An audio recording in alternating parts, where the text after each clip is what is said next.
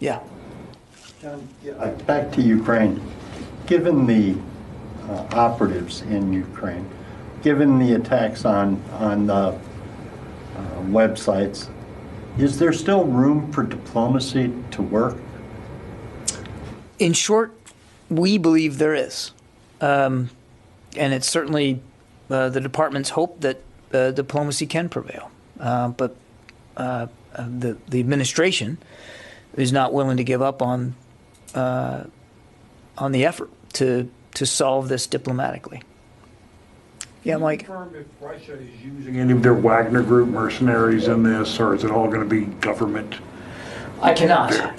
But your question gets to Barbara's question that they can hybridize their agencies and their personnel in very unique ways. Yeah.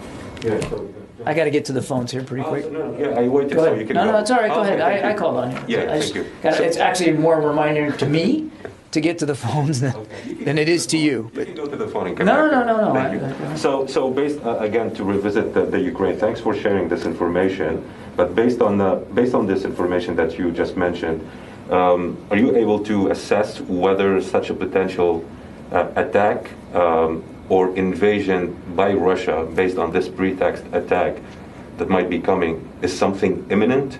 Can you put a certain time frame on it? And what is the administration doing to try to dissuade Russia from carrying on this campaign? Well, look, we just spent 2 days, in Europe as an administration, and I won't speak for the State Department, but trying to do exactly that, Fadi, which is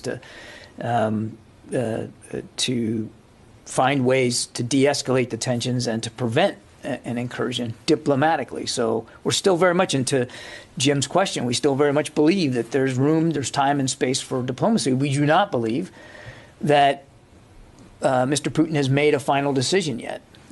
So as long as that's the case, yes, we still believe there's time and space for diplomacy, and we obviously want that to prevail. But if it doesn't, we're also, as an administration, ready to continue to look at options on the back end of that.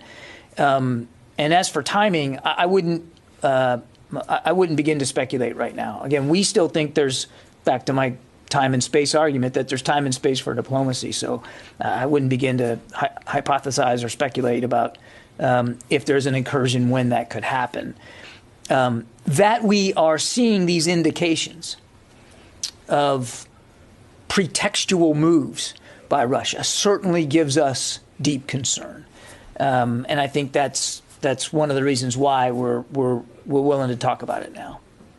Yeah, Jared from Almonte.